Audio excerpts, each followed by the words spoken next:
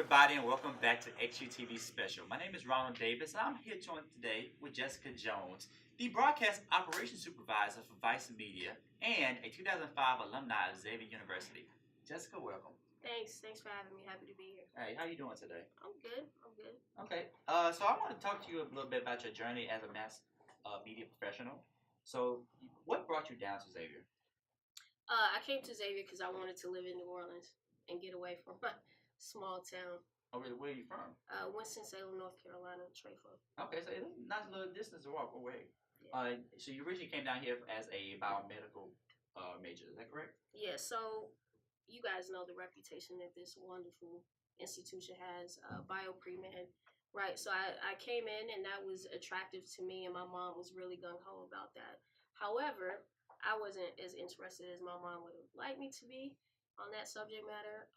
And then I found mass comm, and I actually started out as a floor manager for one of the all women's talk shows, and got hooked from there. Oh, really? Okay. Yeah. So it's one of the all women's talk shows here at Xavier. Yeah, it might have been Expressions, I think was the name of it back then. Yeah, that's the name of it still. Oh, we're keeping the legacy okay, going. Okay. So after Xavier University, you changed your major, you graduated, and then moved to New York for grad school, correct? Yeah, so let me back up before we get to grad school. Go ahead. Yeah, so within the mass comm department, again, I was given the opportunity to get really hands-on and kind of work my way up within this environment, right? So that was all through the help of Professor Crump, who's here today. So I want to shout him out because he really inspired me along this journey and really was supportive in building my career. But anyway, so I spent all of my extracurricular time for the most part in this department. And I think that's important because here you get the access, the hard skills that are, believe it or not, going to transcend into your professional careers, whether you see it, believe it or not. These are transferable hard skills, which are very important. And this was extracurricular for me, right? So I still had to maintain my grades, my coursework, the curriculum, and all of those standards my mom put on me and everyone else. But all of my extra time was spent either in radio, TV, where we are now, or, doing a little bit of the business manager for Xavier Herald. So I was involved, and I really commend you guys for being here today, because I can see if you're here right now, it's because you want to be involved, and I respect that. Okay. Now, was it more of a compromise, or was something out of love, a labor of love for you to compromise, spending time, like maybe going to parties or just other things other college kids want to do? Because it does take a lot of time in order to become a media professional. Listen, I believe in balance, but more important, I believe in you guys knowing yourselves, right? So I knew about myself that I could handle a very active social life and prioritize my grades and be where I wanted to be in terms of this being my extracurricular focus. Know yourself. Maybe you can't make that party. Maybe you can.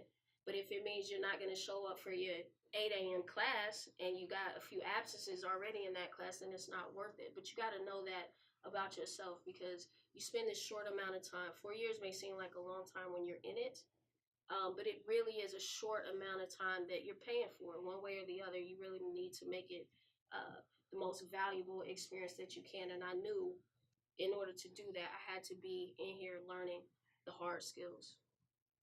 That's great to hear.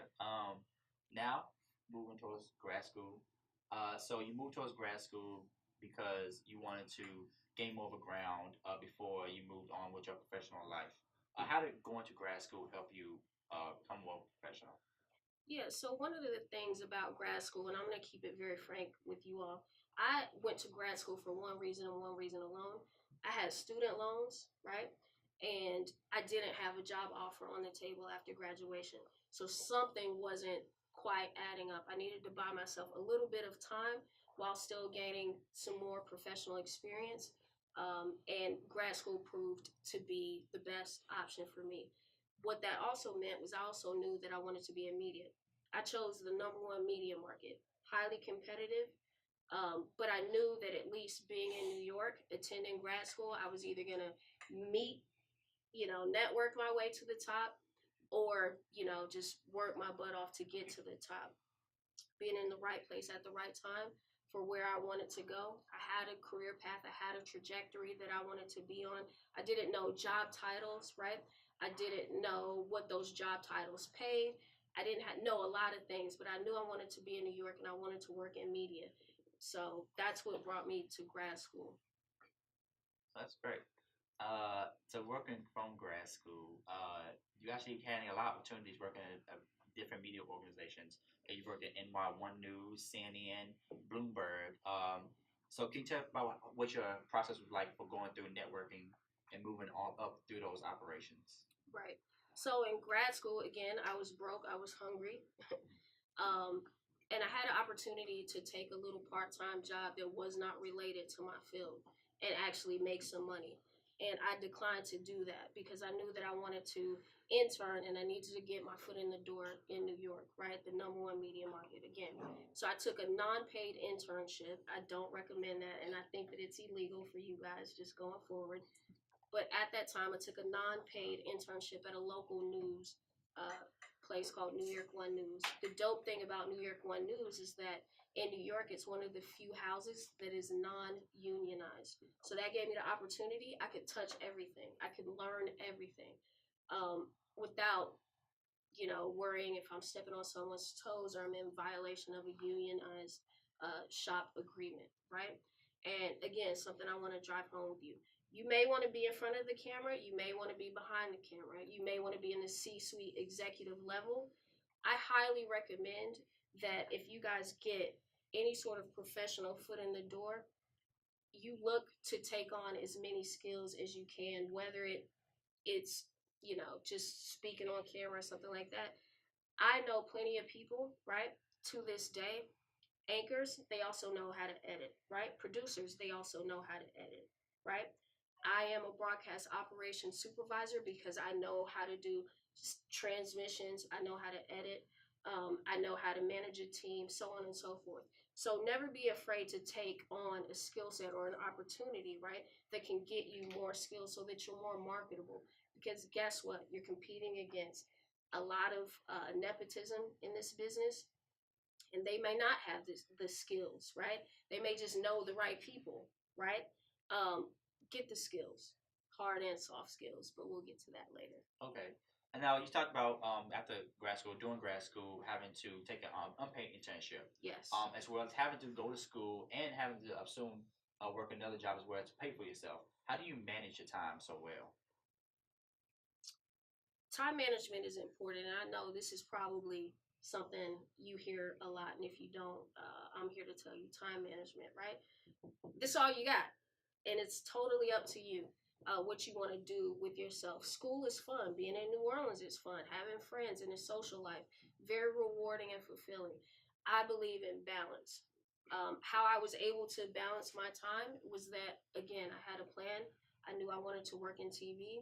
I knew more or less being in New York was where I wanted to live, and I was focused. And ultimately, you got to get paid. I don't know if you guys are out here going into debt or whatnot, but I certainly did, and I needed a way to pay that off. And I also know a lot of kids that went to school and they're not fortunate enough to work in the same career that they went to school for, right? Because why? They got to get paid. So I'm not here to knock your financial decisions, but I am telling you that time management is what's going to cost you the most. Poor time management. You're going to go into more and more debt throughout the rest of your life if you're not managing your time appropriately, because no one cares but you. Trust me. Your parents may care now, and that may be because they're paying for your school right now. But when you're walking out of this door across that stage, it's really up to you as far as what you want to do with your time. And if you don't care and you choose to float through life without a plan, again, that's up to you. But time management, get to it. Get to it. True that, true that. Now, along with time management, you also talk about the importance of networking, correct? Yes. So how does networking change as you get older, become more marketable, have more skills? I look at it like this. Like when I was in college, we didn't have the social media platforms that you all have, right? So, how many hours would you say you spend on Facebook? On Facebook? Yeah. Maybe once a month. 1 hour a month. What about Instagram? Instagram is a lot more, about 2 hours a day, I'll say. What about Snapchat? Snapchat, I get about 2 as well. Okay. I say that to say this. There are professional networking sites. I highly recommend, even though you guys are still in college, that you guys get on LinkedIn, right? I also recommend that you guys sign up for any professional industry journals. I could list off a few of those. The cool thing about LinkedIn is you can curate your feed to really speak to what you're interested in. So there's articles, there's people commenting about their professional experience, so on and so forth. The time that it takes to even just reach out to someone and say, hi, I'm in the city, I'm in New Orleans, do you mind showing me around your station? People are flattered by that, right? Do it. Get face to face with someone, or at least spark that conversation and put yourself out there. As much time as you spend on social media sites that do not pay you, that actually look at you as a product, such as Facebook, that are selling your information, you can really spend that time, for instance, on a site like LinkedIn, making true valuable connections, or learning more about your profession, your industry, and where it's headed. Okay. Is there any ways that you suggest people who may not know how to get started, looking into expanding themselves? How should they get started into finding opportunities or learning better skills?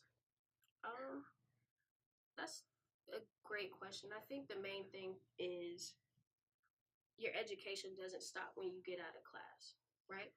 I took it upon myself to learn a lot of things on my own. And you guys got the internet, you got so many things, that you can learn from. I had a mentor. I believe in mentorships, right? Have 5, have 6 throughout your entire life, right? People that you can constantly learn. I also believe that you should choose your circle very wisely, okay? You are the company that you keep. Surround yourself with people that know more than you, personally, professionally, whatever. Um, about skills, let's back up for a minute. Hard skills and soft skills. This is something that I really like to drive home with my team that I manage. Hard skills, being able to write for TV and radio. That's a hard skill. Camera work, editing, audio, so on and so forth. Those are hard skills. Those are what you put on your resume to get you into the door. I know XYZ programs, I'm proficient in these things. That'll get you into the door. You cannot build a career solely on hard skills. Soft skills, right? Confidence, being prepared, being able to effectively communicate and express yourself confidently, right? Knowing your subject matter, being a subject matter expert, right? These are the things that will continue to um, help you grow and build your career, right? You get in, you start out as an editor, for example. Well, if you never learn how to speak to someone, or if you never understand what a news director is looking for in a package, for example, or something like that, then maybe you don't make that next leap in your career, right?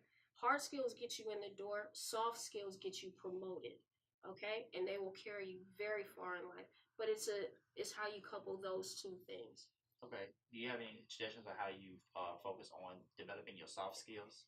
Soft skills are more so just doing it over repetition, learning different skills, learning how to get better at it. But things like confidence, that might not come naturally to some people. So how do you practice that?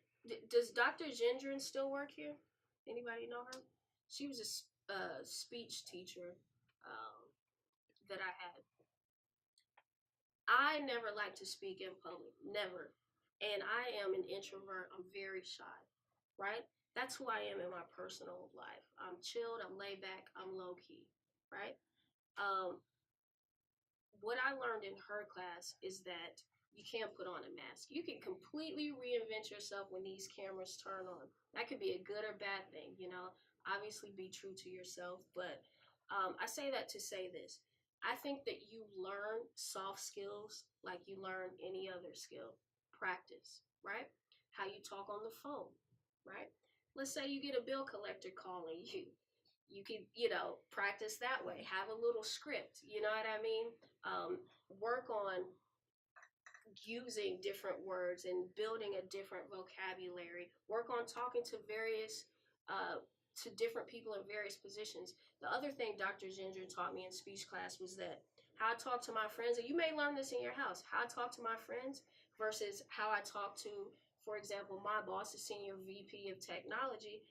Two different approaches, right? My mom used to tell me, I'm not one of your little friends, right? You need to get comfortable and confident talking to anyone.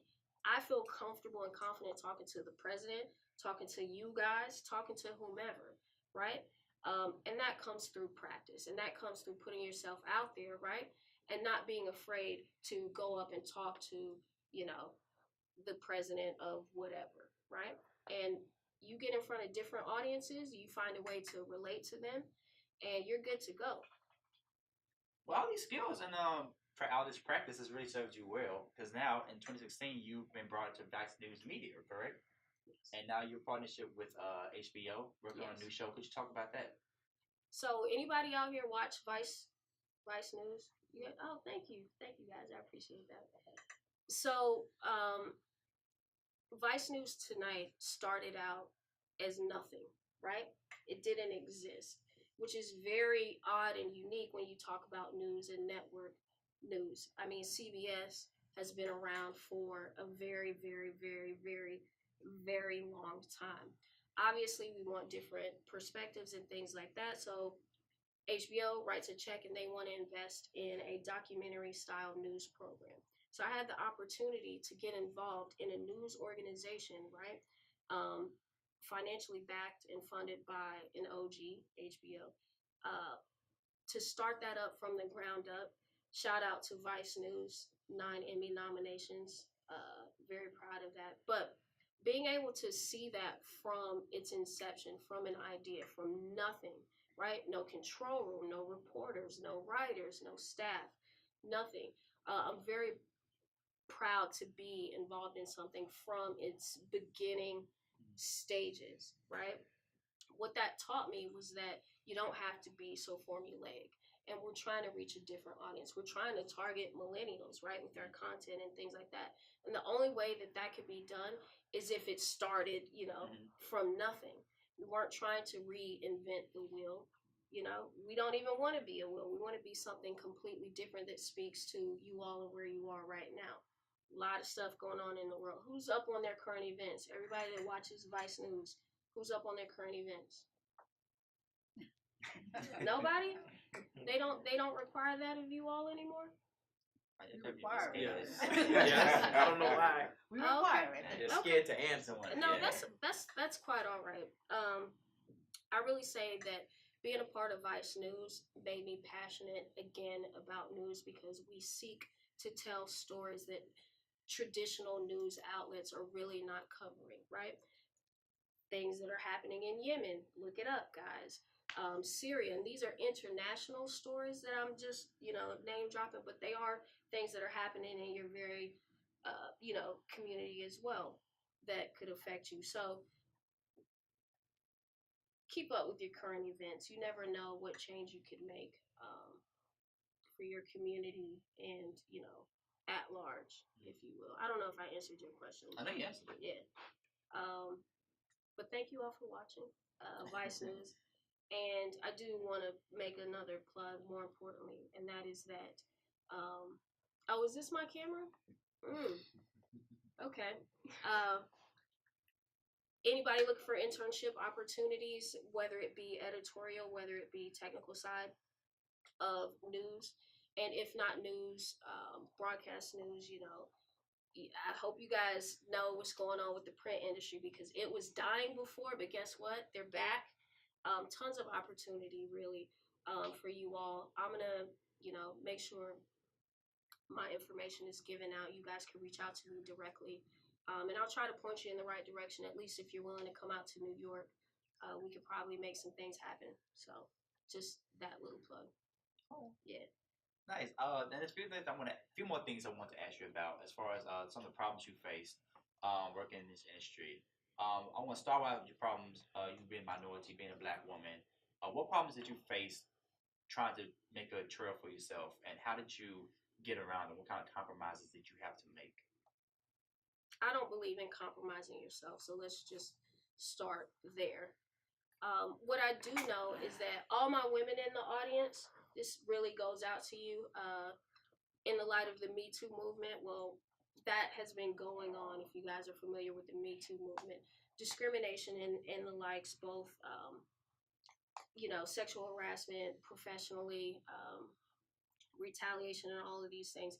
That's been going on since the beginning, right? It's really about how you navigate that in positions of power or non-power in a professional setting, right?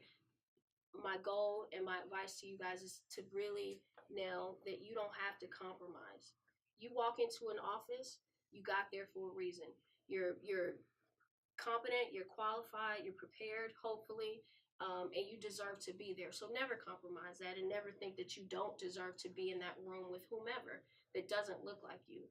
Broadcast TV and news specifically is a white male dominated field. So what? So what? I still walk in that room and I give my best shot, and I, give it my all, and I let my work speak for itself. If you don't get the response that you're seeking, if you don't get the support that you're seeking, that says nothing about you and everything about that environment or situation that you just walked into. I get mansplained a lot because I do work in a technical field, but not my problem. That's their problem. I'm confident in what I know and what I bring to the table, and I let that speak for itself. You hold yourself back in a lot of situations while there are systemic issues and things like that of oppression, but I believe you just go in and give your best shot and never compromise. Well, that's good advice. Now, before I bring it over to our students to ask you questions, I know they have some. Is there any other advice you want to give out? Anything else on top of your mind? Sure. I think, the main thing that I really hope you guys take away from this discussion is that it's possible. You know what I mean? Like, you see people on TV, you look up to people on TV, whatever role or, thing that they're into, and it seems so far removed, right? Like, I'm up in New York and it seems so far removed, but you can do it. Like, I know that's so cliche, but you really can do it. And I see people from Xavier, obviously not this class, but Xavier specifically, women of color specifically, my young brothers of color, really out here making an impact in journalism. So whether you're, radio, TV, PR, whatever, newspapers, they're people doing it, and they are making an impact. So you guys can really, you're it. You're all we have. Your voice is so important and it's so needed. Yeah, so that's the main thing. Takeaway. I think very inspirational. Thank you so much for joining us. No, I appreciate you having me, of course.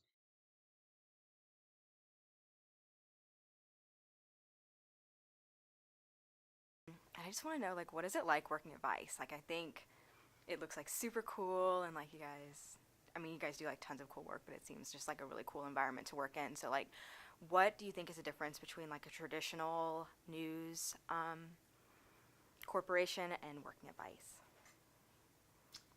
The culture, right? Very, very plainly, the culture is a lot different. So I don't know if you guys know like the history of Vice, but Vice started out as a magazine, a very punk, edgy, sort of magazine, and it grew from documentaries. So they were willing to go and talk to people that no other traditional news outlet, could one get the street cred and the access to like El Chapo or Kim Jong-un in North Korea, right?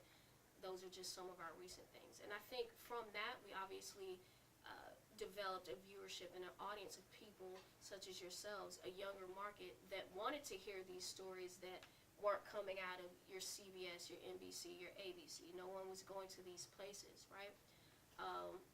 That's kind of the history of Vice. On a day-to-day level, I'm the oldest person in my office, right?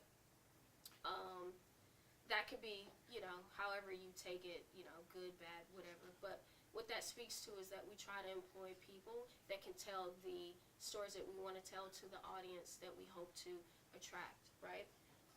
So it's cool. I mean, once you've been in one newsroom, you've been in them all. You know, at least from a broadcast standpoint, you know, the control room's the same. Everything's time sensitive. So, yeah, I mean, Vice is cool. We have our issues just like anywhere else. Another key point I'd like to drive home is be able to work with a lot of different people. And I don't just mean, you guys have the beautiful luxury of working with people of varying, you know, brown to black skin tones, and that's wonderful. Like, I wouldn't have traded that experience of attending an HBCU for anything. Understand that's a very small part of what the professional world is, and you may be the only. And that's okay.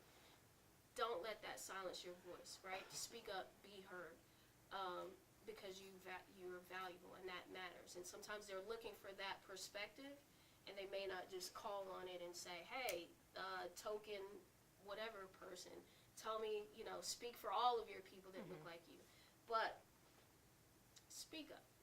Okay. We need a diverse set of voices in the room. Thank you, Kim. Thank you. Yeah.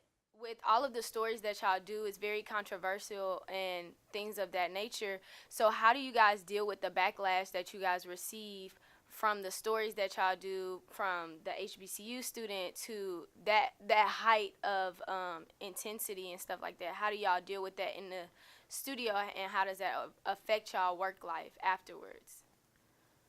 Wow, so this is probably like a 3-part question. So first things first, I think, you know, what you guys should understand about the business, right, is this. So my show airs on HBO, and why that's important is because most news stations, believe it or not, make their money from where? How do these stations, you know, make money? Advertisers, right? So HBO does not have advertisers. What that means is that we're not beholden to a huge sum of money paid for and bought for, you know, let's say by Lever or some other media conglomerate. So we like to say that because we are on HBO, and HBO is subscriber, so you pay to get that, right? We don't have to be biased in any way. So really, I'm proud of that. That is one of the reasons that I wanted to work on this show, is because I know that, you know, for example, we're not going to endorse a particular political candidate, right? So, like, the New York Times will come out and say, we endorse Hillary Clinton, right? What that speaks to is just a bias all the way down through the content that slants a particular way, right, for her platform or her agenda, so on and so forth. We don't have to do that. I'm proud of that because we have no advertisers, right? And then from the point of view of just being human, right? So I have to do a job. A part of my job is really in transmissions and acquisitions is taking in all the raw footage that we shoot. So if I send a crew to Yemen, for example, there's a bombing, right? A U.S. bomb dropped on a school bus, right? I am seeing the raw footage coming back to me of the most horrific things you could ever imagine, right? That's my job. I get paid to take that in and really not express how that makes me feel, right? So let's say Charlottesville. A woman, unfortunately, got killed and lost her life. We were there on the ground. That's our exclusive story from Vice News Tonight. I do think that it's important in some way that if that could tie into your curriculum, not to be biased, that's a good case study, but I could go into that more off script. But the point is that you get paid to do a job, and it's difficult and it's challenging, but the way that you face that, especially from a reporting standpoint, is you got to remain human. I got to a point where I was desensitized and seeing a lot of war footage, stuff from Syria, the Yemen stuff. And then I'm like, wait a minute, I'm a human person and these are human lives. Well, how do you connect to these people, and how do you make sure that they get the respect and they get their voices heard as honestly and, you know, that's important, right? And the only way you can do that is to stay connected and to be compassionate and never lose sight of the fact that you're just talking to another human being, you know. So hopefully that answered your question. It's a challenge, though. Yeah. Self-care is important. How long did it take you to learn to separate yourself from these harsh topics and like, because like you said, it's a white man dominated industry, and I know that these topics raise some like controversies, and you all don't agree on everything. So how do you separate yourself from those topics and being able to actually do your job at the end of the day? So I'm lucky enough, again, where I had the choice to go to Vice. And I went to Vice, again, because we don't have any sort of political affiliation and we're not looking to make money from advertisers, right? That was a choice that I had gotten further enough up in my career where, you know, I was able to make that choice. If you get a job offer at Fox News, right, and you have bills to pay, take the job. Take the job, right? Get the experience, get the hard skills, right? That should never affect personally and professionally, that you're there to do a job, right? I'm not saying sell out or anything like that. I mean, you've got principles, you've got your values and your morals, but if you get a job offer at Fox News, take the job. Get to a point in your career where you have the leverage, where you have the skill, that you can, you know, come out of that situation and go wherever you want. I don't mix political, and this is a journalist thing, I don't mix my political views with, you know, my work. I just don't. And you'll find out very quickly, you know, because some people do, right? And you'll find out very quickly whether, you know, you identify with them or you want to hang out with them after work or whatever, or you just stay away from that person. But that's what I mean. Learn how to navigate within that space with different personalities. Everyone is not like you. Everyone's not going to think or believe the same things that you do. You're there to do a job. If it's difficult, get in, do your 8 to 10 hours, whatever it is, get paid, and go home. Thank you. What do you feel is the biggest thing that contributed to your success today? I had a lot of love and support from a variety of people. I think, you know, being positive, making my mistakes, being forgiven, those people being willing to forgive me and show me the right way. I've just been surrounded by, you know, tons of love and support. And whether that was me seeking those people out or, you know, them just being, you know, crossing my path, that's how. And that could be your friends, that could be your, you know, whomever. Find people that lift you up and that are positive, right? And not just professionally, but really genuinely care about your spirit and your well-being, right? Because that's what's going to keep you going. That positivity, that love, that support. Life is tough. It really is. And you're going to find some challenging times, right? But you need a circle of love around you. And you need to curate that very well. So, Thank you. How did you know that the career you were choosing was right for you? that was a good question. I didn't know. I knew that I liked hanging out with mass comm people. You know what I mean?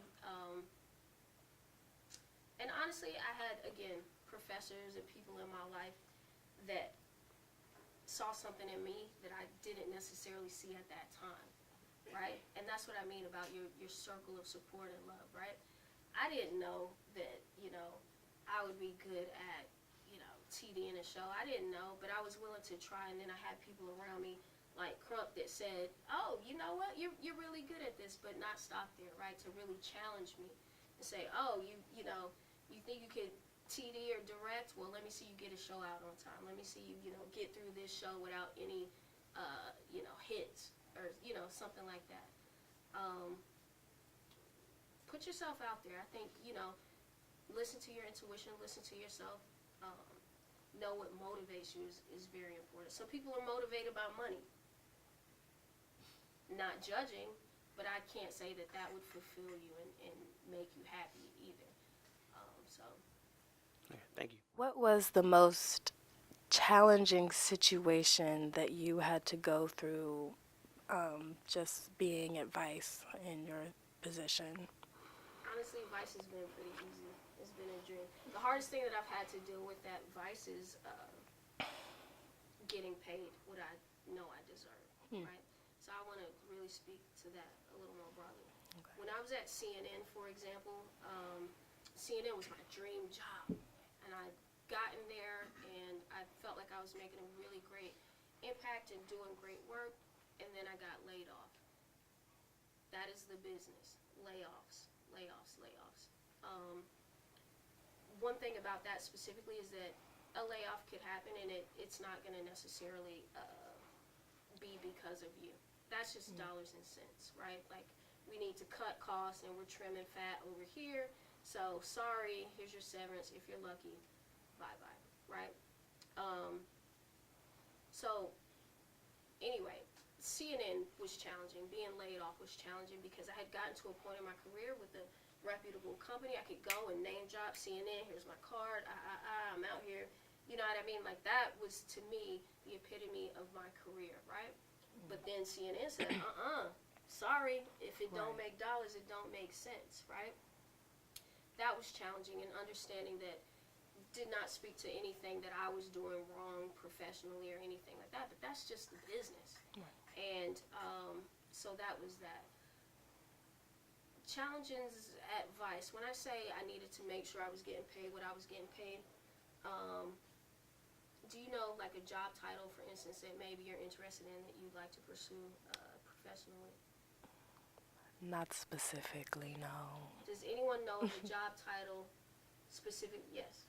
Political commentary. Okay. Do you know what the salary range for that is? I'm not sure. And that's what I mean. So, especially people of color and women specifically. Women get offered a job, they don't go in and negotiate, right? People of color go for a job, right? And they don't know what the salary range is, right? I can tell you that you're going to get offered less than what someone that does not look like you is offered. That is not fair. That is not right. That is the way that it is, right? How do you prepare for something like that? One, I'm telling you that that's the way that it is, right, based on my experience. But I'm also saying you need to do your research, right? Find a job title. Apply for that job, right? If you're lucky, you'll get a call back. They'll say, oh, phone interview, whatever. Ask, how much is budgeted for this position, right? And then you start doing your homework. Say, okay, well, in New York, a master control operator starting salary is about $65,000 a year, right? But maybe you go to New Orleans and a master control operator starting salary is about, $45,000. I say that to say this. Find whatever job title that it is. Do your research, right? Call around, network, find somebody with that job title, right?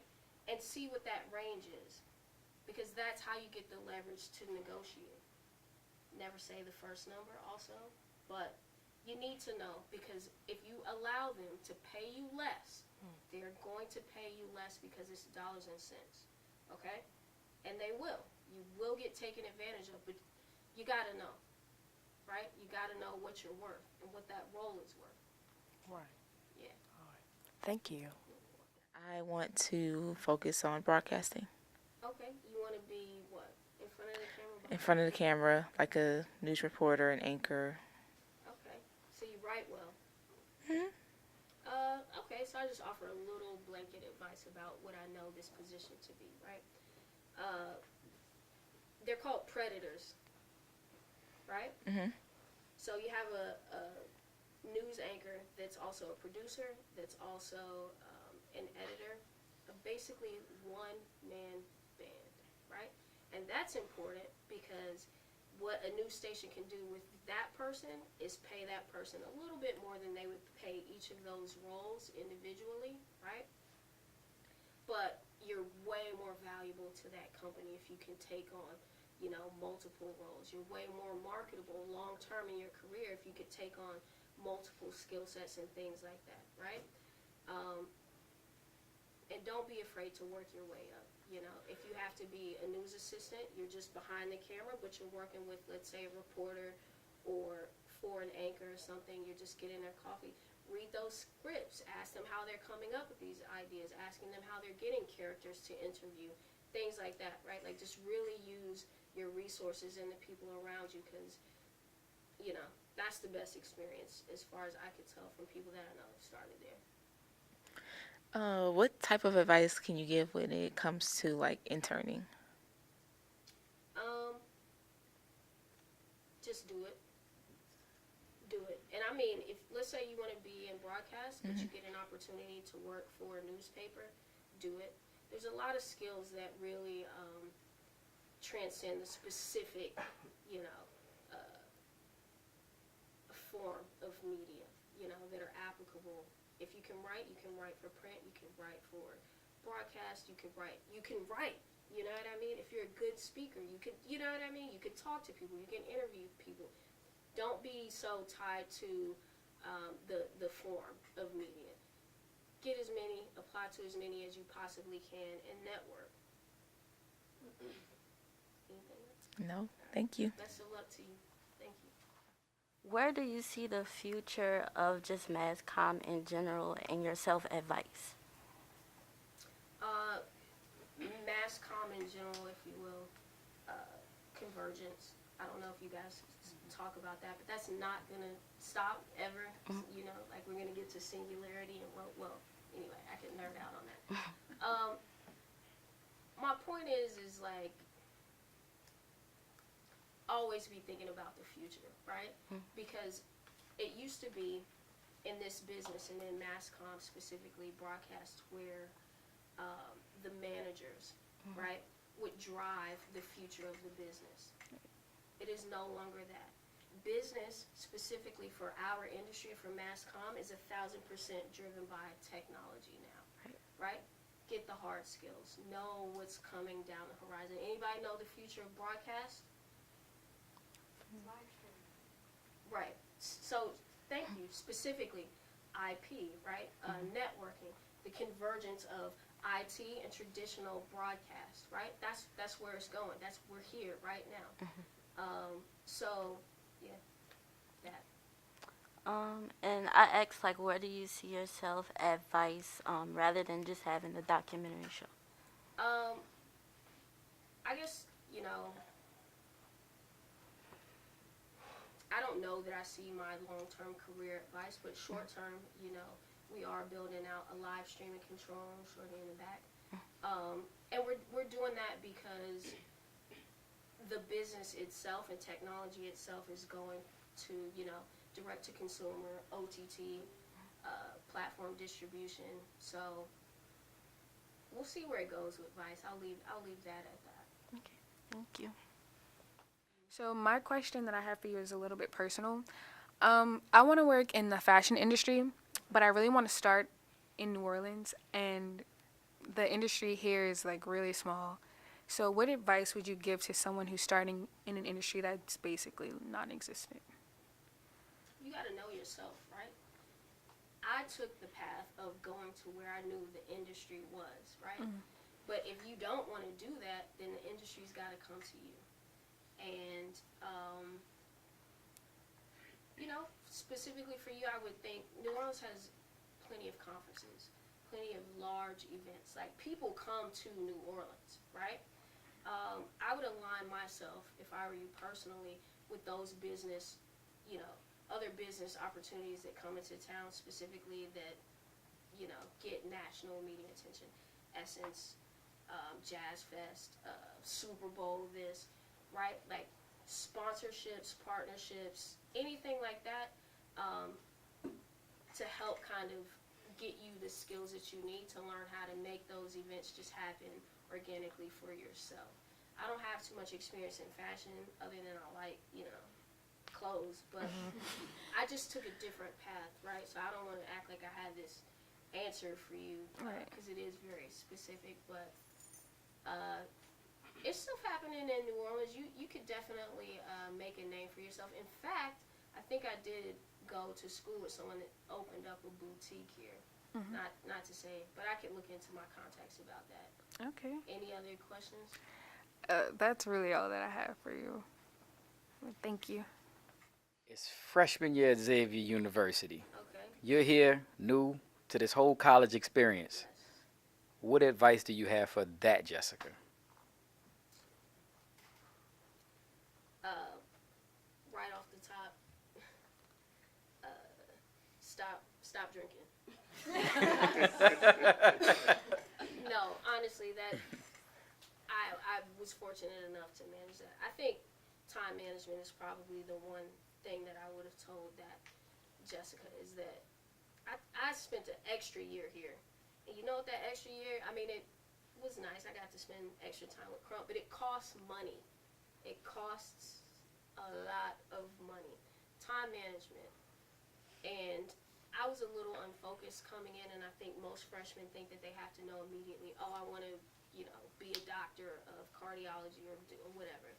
Give yourself the time to kind of find out who you are, and then what your skills and what motivates you, and then focus in on those things. Focus in on the coursework, the trajectory, the mentors, right, that can keep you on that path.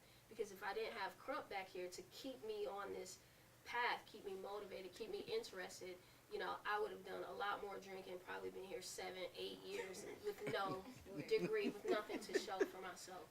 Know yourself, manage that time, and, get you a mentorship. And align yourself with like-minded, positive people. Because I had a group of friends that we were all getting it, and it could have been partying, but it was also coursework, you know what I mean? But we all knew we needed to come up out of here, so, yeah. I want to thank you, first of all, Jessica, for spending time with our class. Let's just hear it for all you've imparted and shared, because, again, I think sometimes we put seeds like Mr. Crump in everybody, but you don't see it. We are seeing the embodiment of what focus, dedication, time management, and really knowing your true voice looks like. So thank you so much for what you're doing today. Thank you. So if you have no more questions, thank you so much, Jess, for coming. Thank you, I man. hope to see you again sometime. Yeah, So, know what Xavier right to be doing. Thank you all for tuning in and listening to us. This has been XUTV Special. I'm Ronald Davis signing out.